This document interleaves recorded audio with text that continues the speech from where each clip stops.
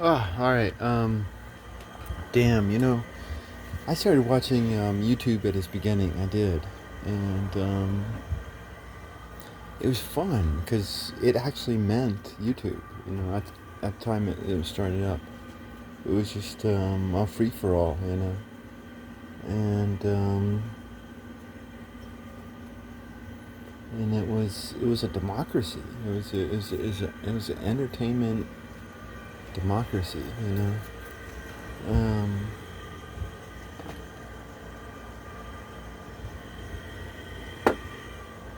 but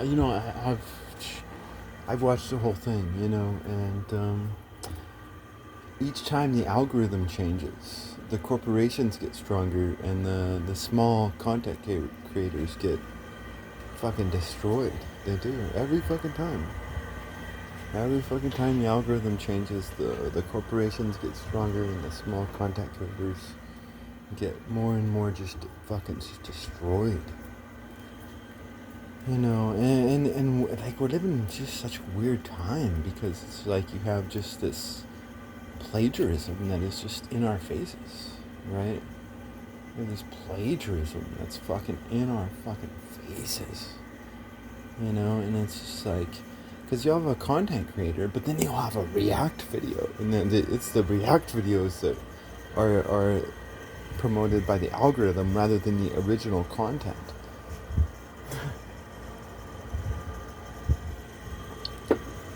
And like I've watched YouTube as a social experiment.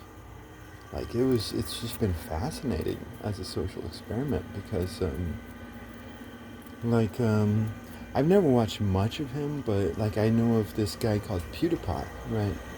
Now PewDiePie is popular because he's able to project genuine emotion, whether it's true or not.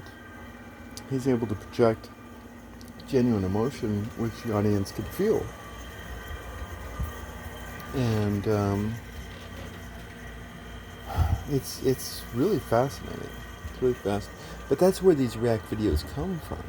That's where these React videos come from because it's like you look at modern content creation and it's all about emotion.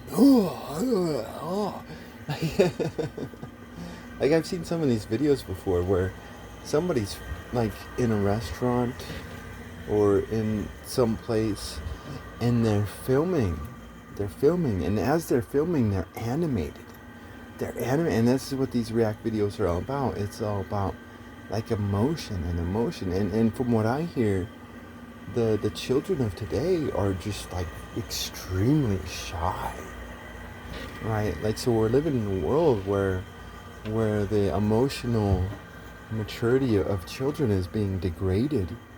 And yet, when you look at some of these React videos, it's all about just, it's like, somebody's watching a video that's funny and, and then they watch a video that's scary and they're like, and it's just this, there's all this extreme emotion being projected.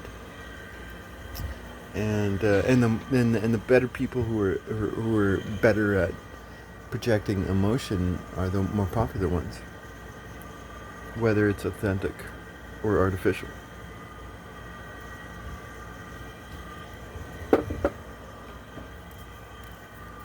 Um, I don't know. It's all very interesting. It is. Um, but and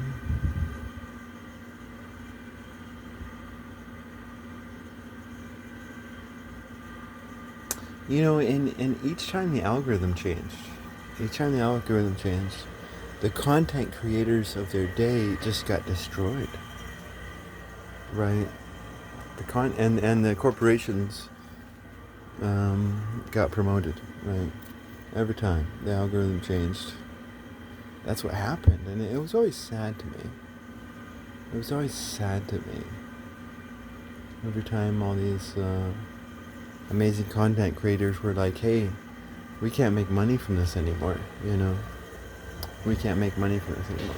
But every time the algorithm changed, there'd be new content creators that come along, and they'd find a way to make money from it, despite all the hardships created by the new algorithm.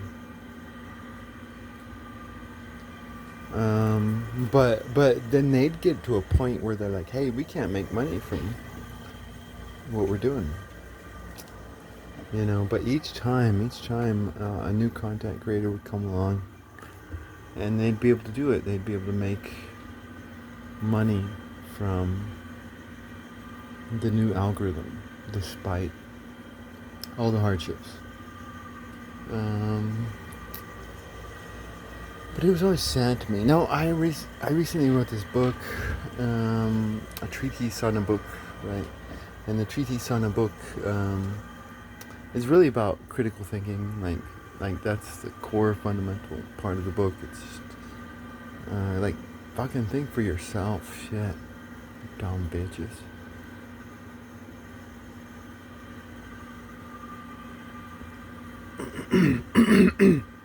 But one of the things I point out within this book is time travel. It's time travel, and it's also doing it for its own sake.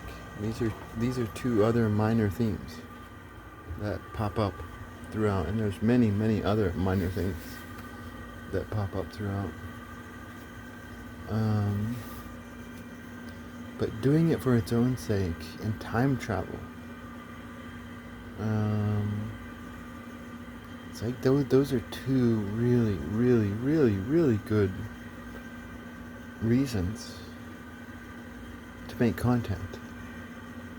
Whether or not you can make money from it, like you gotta fucking pay the rent, right? Because the laws force you to pay the rent, and then the laws make land scarce, so that rent is higher, right? It's all about value. Like our world is all about creating value by creating scarcity. Like, disgusting. Anyways,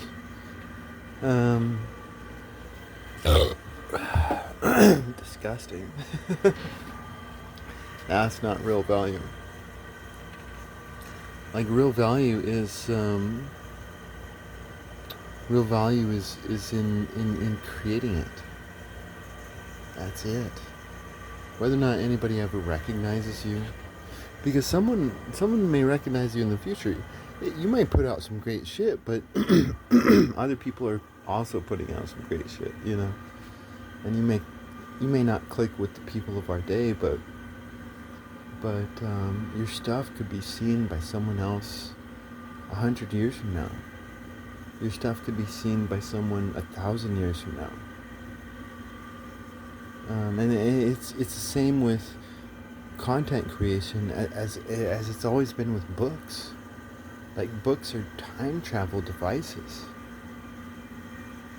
and it's like yeah, you got to pay your rent. But you don't have to give up on the content creation. You can still create it. It could be a hobby. You might not be able to create a whole lot of content.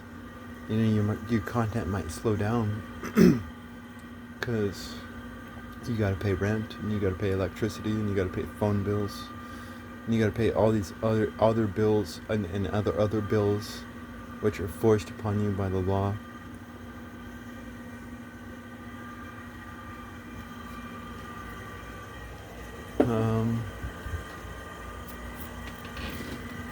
You're all so stupid. It's not real. Anyways.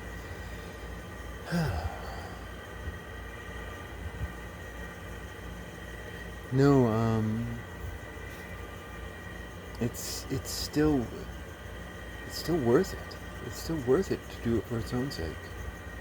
It is.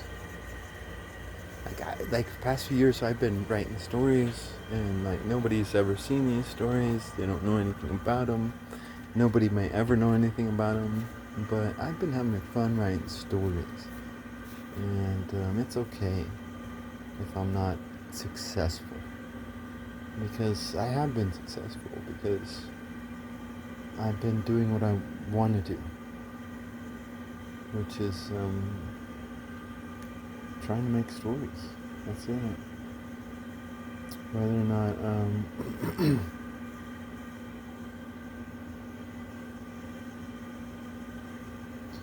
whether or not I'm successful from it, it doesn't matter.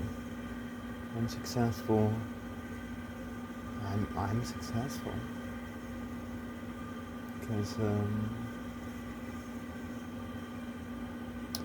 I've had a lot of fun creating these stories, and they've meant a lot to me. They've just filled my life with just so much meaning and a passion and